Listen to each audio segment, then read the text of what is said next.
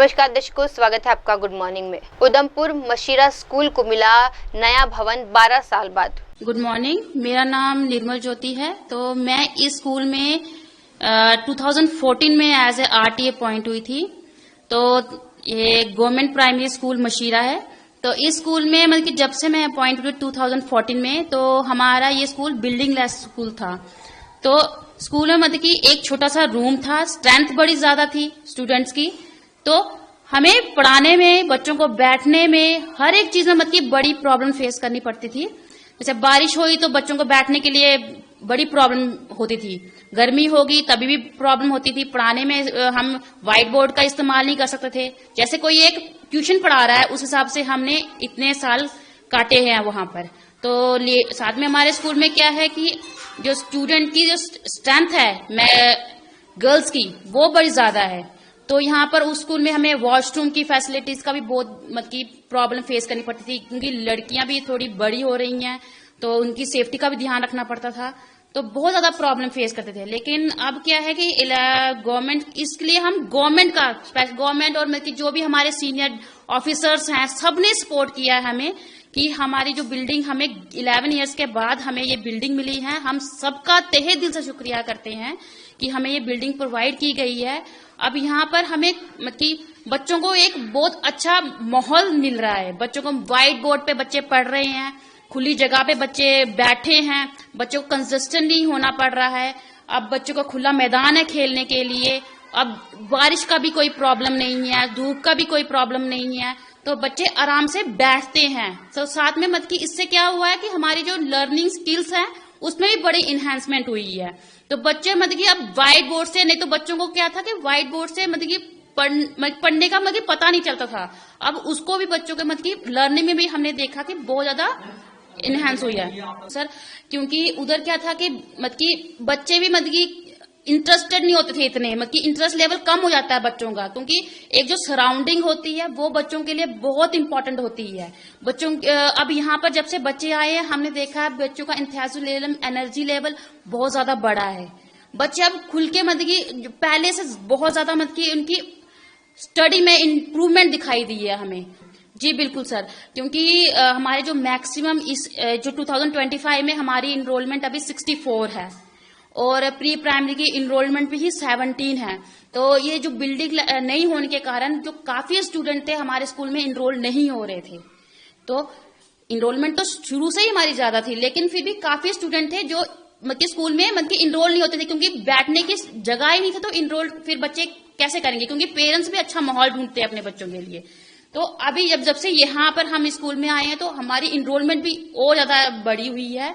तो अभी यही है कि हमें कि हम जो जिस हिसाब से देख रहे हैं तो हमारी इनरोलमेंट और भी आगे बढ़ेगी। ये अच्छी जगह और सब लोगों के लिए खुशी की बात है। निरंतर एजुकेशन डिपार्टमेंट की बिल्डिंग्स में हमारी जितना भी इंफ्रास्ट्रक्चर है उसको अपग्रेड करने का प्रयास चल रहा है, और इसी के तहत समग्र शिक्षा में भी कई सारे स्कूल्स में अपग्रेडेशन का, एडिशनल क्लासरूम्स का काम सैंक्शन हुआ, जिसमें अभी प्राइमरी स्कूल मशीरा में, जो कि चिनैनी सब डिविजन में पड़ता है, वहां पे कुछ 64 बच्चे पढ़ते हैं जिनको अभी तक अपनी डेडिकेटेड स्कूल बिल्डिंग नहीं थी, मगर समग्र शिक्षा में इस बार 45 लाख का सैंक्शन उनको मिला और अब उनके पास अपनी डेडिकेटेड बिल्डिंग है। लगभग हमारे 12 से 13 स्कूलों में और काम ऐसा चल रहा है जहां पे एडिशनल क्लासरूम्स का और अपग्रेडेशन का, इंफ्रास्ट्रक्चर इम्प्रूवमेंट का काम वहां किया जा रहा है। जब स्कूल्स में अच्छा इंफ्रास्ट्रक्चर होता है, बच्चों को एक अच्छा इकोसिस्टम मिलता है पढ़ने का, और जब वो उनके पास एक टेम्परेरी बिल्डिंग रहती है तो वो कई बार वेदर की वजह से, मान लीजिए बारिश है, बहुत ज्यादा गर्मी है या बहुत ज्यादा ठंड वाले इलाके हैं, वहां पे वो उनकी पढ़ाई कहीं ना कहीं डिस्टर्ब होती थी। मगर अब उनके पास डेडिकेटेड अपनी स्कूल बिल्डिंग जिसमें प्रॉपर टॉयलेट फैसिलिटीज हैं, ड्रिंकिंग वाटर फैसिलिटीज हैं, जब उनको अच्छा इंफ्रास्ट्रक्चर दिया जाता है तो हमें आशा रखते हैं कि बच्चों का टर्न आउट अच्छा रहेगा और रिटेंशन वो रहेगा, और स्कूल ड्रॉप आउट जो एक बहुत बड़ा इशू रहता है वो कम होगा। स्कूल्स में अब वापस से गवर्नमेंट स्कूल्स में एनरोलमेंट बढ़ रही है उसके, क्योंकि एक तो इंफ्रास्ट्रक्चर में बढ़ोतरी हो रही है, टीचर्स की रैशनलाइजेशन हो रही है, जिससे अच्छे टीचर्स भी, कई बार पहले होता था कि वो शहर के अराउंड ही पोस्टेड रहते थे, मगर अब रैशनलाइजेशन के बाद फार फ्लंग एरियाज में भी अच्छे टीचर्स जाते हैं। ड्रिंकिंग वाटर फैसिलिटीज जल जीवन मिशन के तहत स्कूल्स में प्रोवाइड कराई जा रही है। स्वच्छ भारत मिशन के तहत स्कूल्स में टॉयलेट फैसिलिटीज प्रोवाइड कराई जा रही है। तो इन सभी इंफ्रास्ट्रक्चर अपग्रेडेशन से डेफिनेटली एनरोलमेंट में बढ़ोतरी देखी गई। कानपुर में भारी बारिश से जल जीवन अस्त व्यस्त।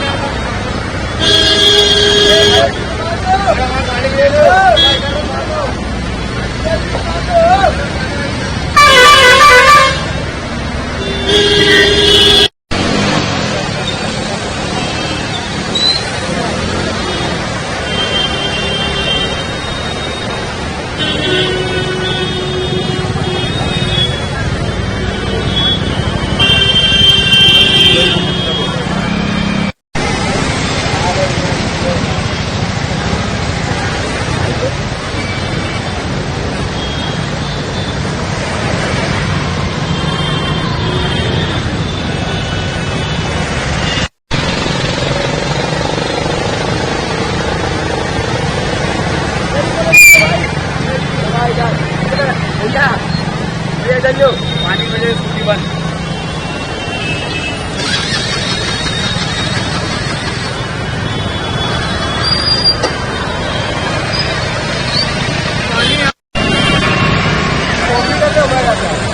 क्या बनाने भैया, क्या बनाने? ब्लॉगिंग कर रहे हैं दुकान को पूरा डूब चुका है। भैया जाबो, ये सरकार है बीजेपी की। आदमी है डूबो जा रहा हो।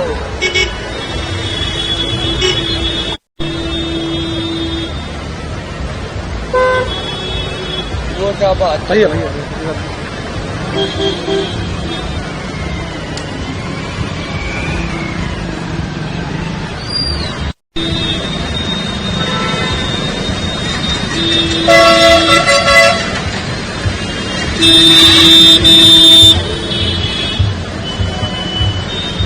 हाँ भैया।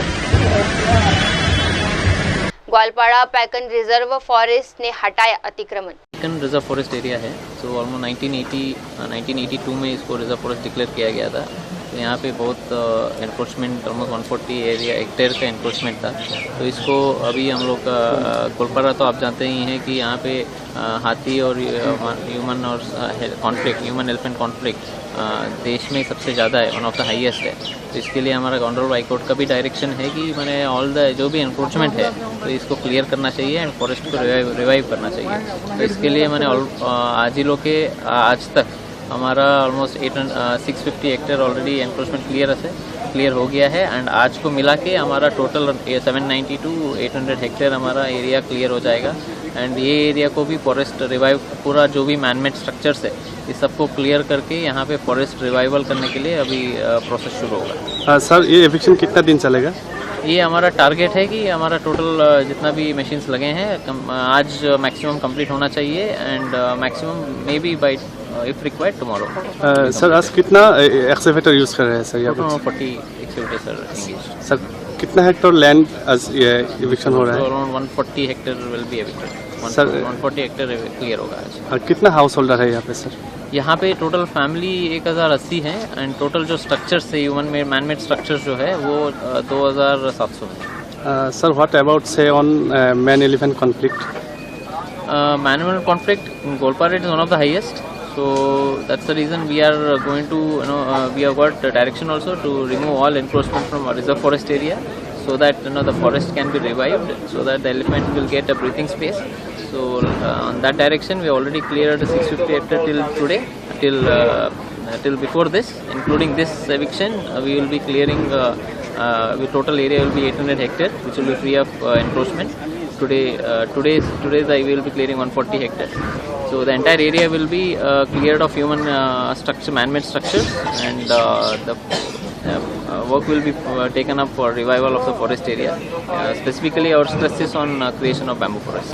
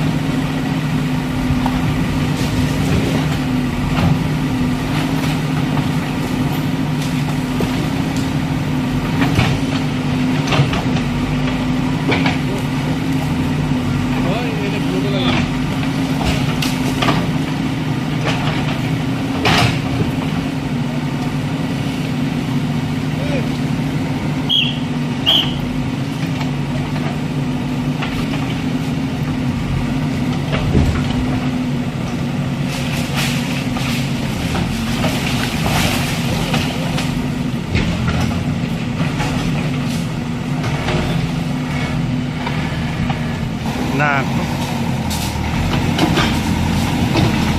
kok join ah?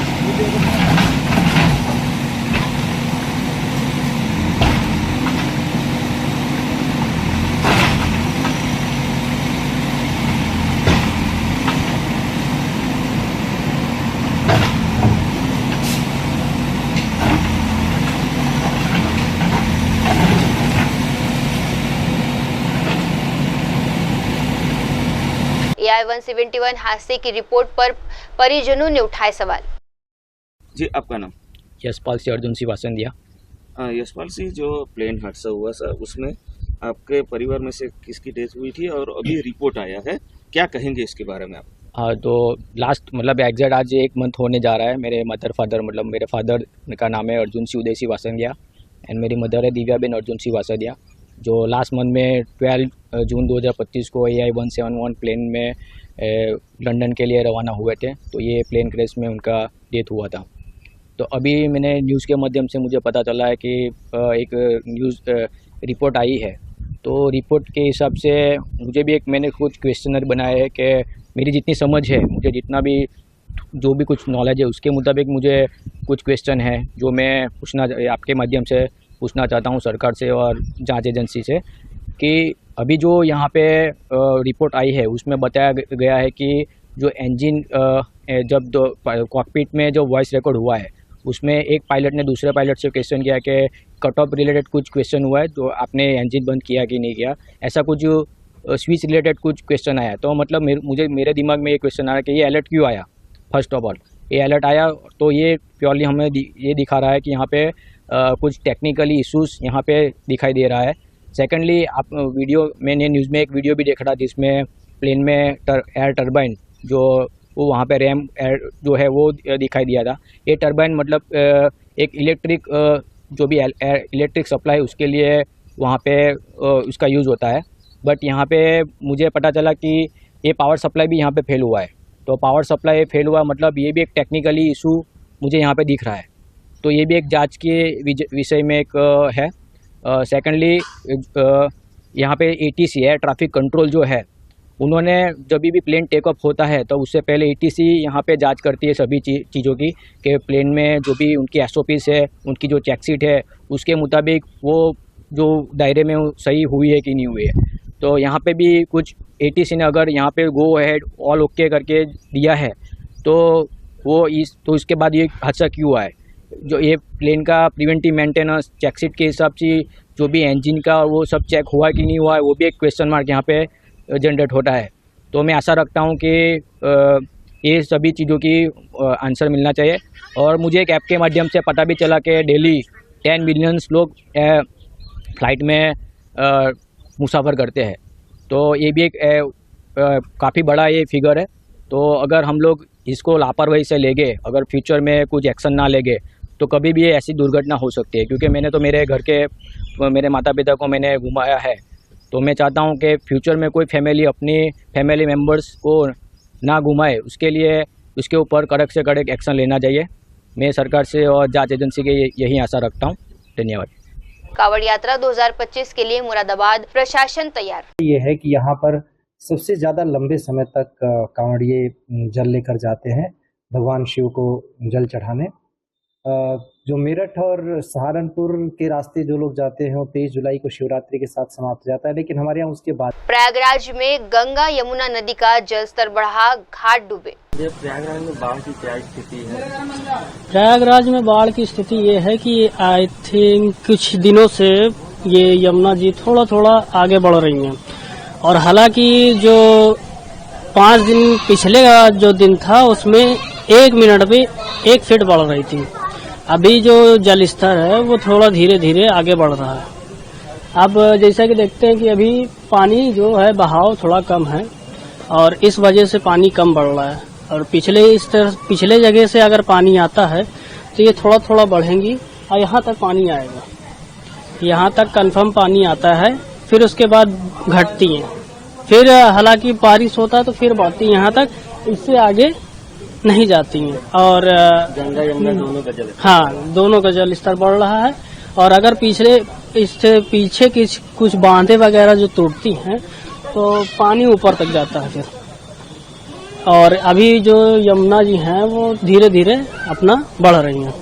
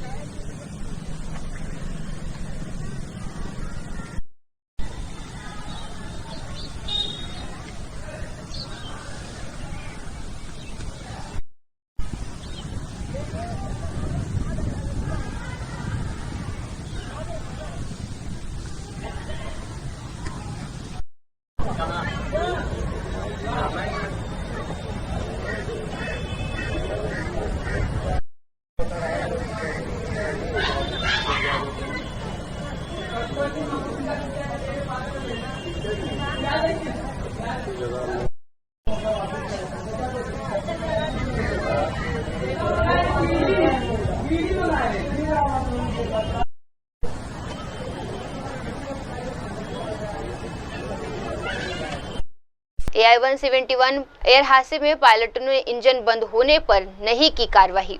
Well, it is a toggle switch.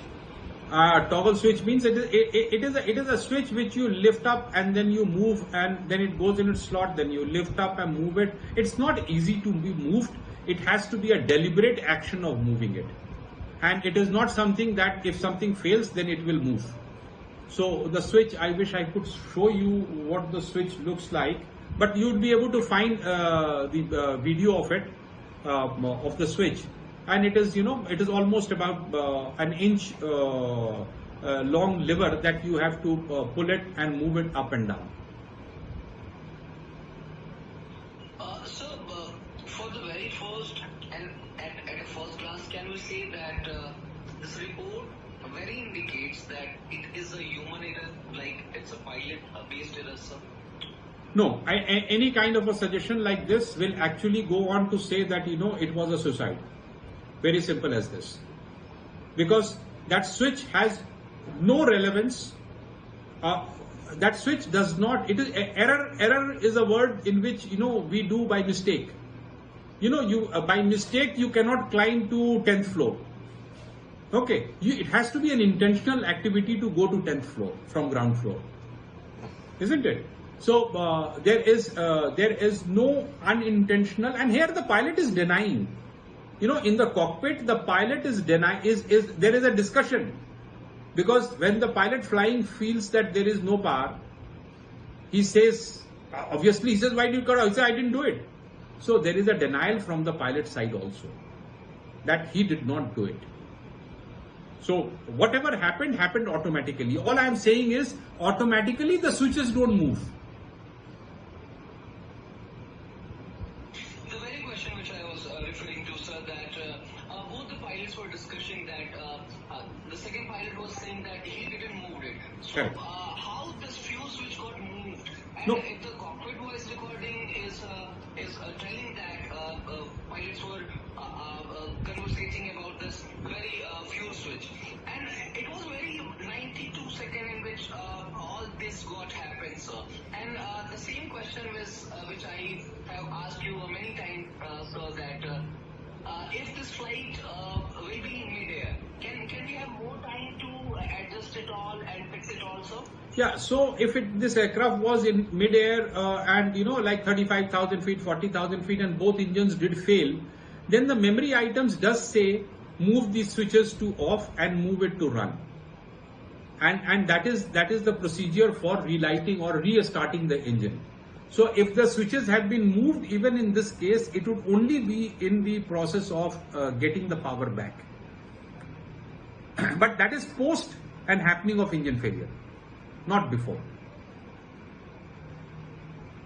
What now for this accident, sir? And what are the takeaways after this accident, sir? Yeah, and when we talk about the very aviation sector, very aviation industry, sir. So how do you look at this very particular accident after this report, sir?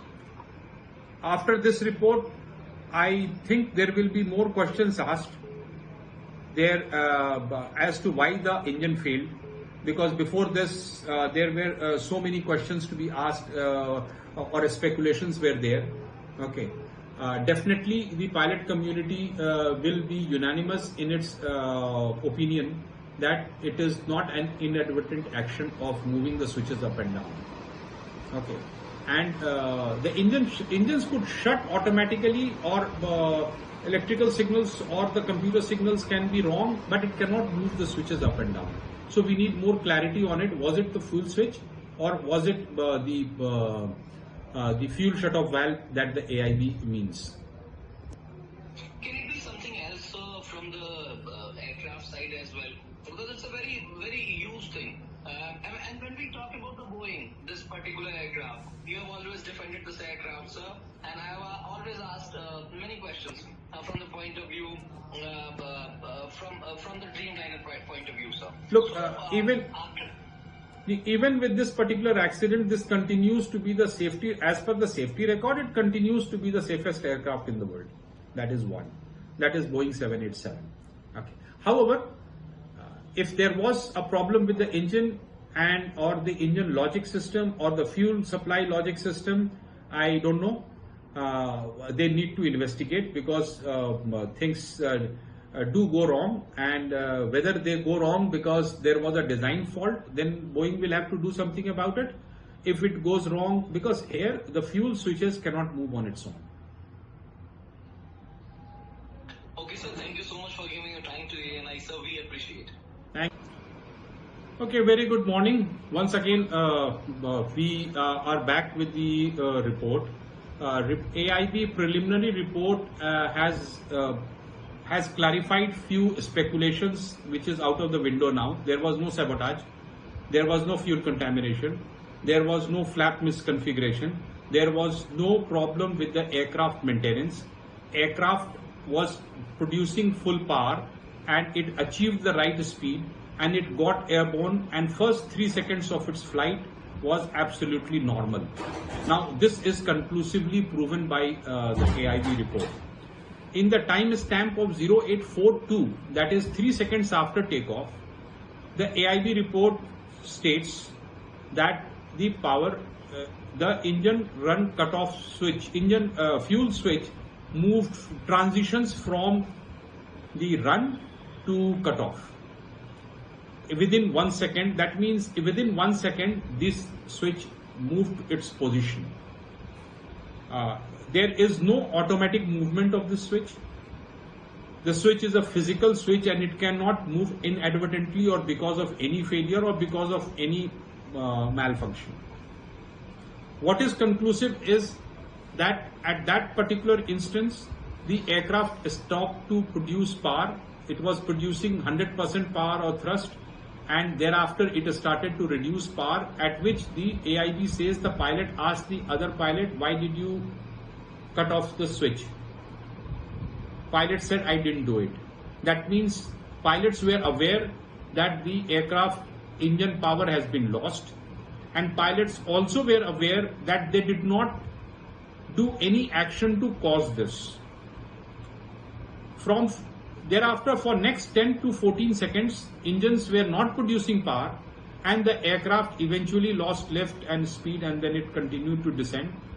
The AIB report says that the switch transitioned from off to run and aircraft was trying to start itself, and in the process it went to collide. When it collided, the switch position was at the run position. The AIB report to me is only conclusive to say that the accident happened because both engines lost power. This stage is not there to find out why did it lose power. Both did lose power. Any suggestion, any kind of an commentary, any kind of an speculation that pilots killed the engines 3 seconds after takeoff is totally incorrect. It is not a possibility. It is not a technical possibility that the switches which can be moved from one position to another on its own. Maybe the AIB should have clarified, or maybe it will clarify in due course of time, that it was not the fuel cutoff switch but the fuel shut-off valve that probably switched off while the fuel cutoff switch continued to remain in its position. That being said, I think one thing is conclusive, that we have lost the power and the aircraft went down. CM Rekha Gupta बोली, दिल्ली को overhead तारों से मुक्त करेंगे। दिल्ली में welcome इलाके में 3 मंजिला इमारत गिरी। सुबह करीब 7:15 साढ़े 7 के बीच की कॉल है। धर्मेंद्र प्रधान का राहुल गांधी पर तीखा हमला। चित्रकूट मंदाकिनी नदी उफान पर बाढ़ से हाल बेहाल। जम्मू कश्मीर पुलिस की भरोसा पहल से महिला सशक्तिकरण। जैसे क्राइम होता था तो आपने गुजरात में महिसागर नदी पर पुल गिरा, 20 लोगों की मौत। अशोक गहलोत ने सुप्रीम कोर्ट के फैसले पर उठाए सवाल। कमाल कर पाएंगे, लगता है सही है। पटना में किराना दुकानदार की गोली मारकर हत्या की गई। मैं आपको बताना चाहूंगा कि एक व्यक्ति राधिका यादव के कोच ने साझा की यादें। इस प्लेयर राधिका का मर्डर हुआ। नवनीत पटनायक इलाज के बाद भुवनेश्वर लौटे। पुणे रोजगार मेले में 51,000 युवाओं को नौकरी मिली। केंद्र सरकार के माध्यम से माननीय पीयूष गोयल बोले, युवाओं को पीएम मोदी ने दिए नए अवसर। आज AI-171 हादसे पर बोले मंत्री राम मोहन नायडू, जांच जारी है। बघा सत्ता पक्षाचं विजय वडेट्टीवार ने मंत्री पर नगद बैंक का आरोप लगाया। अब वो संजय जी राउत जी ने युवाओं से एकजुट होकर गांव की रक्षा करने की अपील की। नोटिस भी आए हैं और बड़े स्तर पे डिमोलिशन भी हुआ है, जैसे बुराड़ी में कादीपुर। राहुल गांधी का अडानी पर उड़ीसा सरकार चलाने का आरोप। संविधान किसानों की रक्षा करता है, मजदूरों की रक्षा करता है। उड़ीसा मंत्री ने राहुल गांधी के आरोपों का खंडन किया। गढ़चिरौली में एक गांव, एक पुस्तकालय पहल सफल। हाय हेलो नमस्कार, मैं हूं पंकज विष्णु और आप देख रहे हैं MNS न्यूज। आप देख रहे हैं MNS न्यूज, सच जरूर।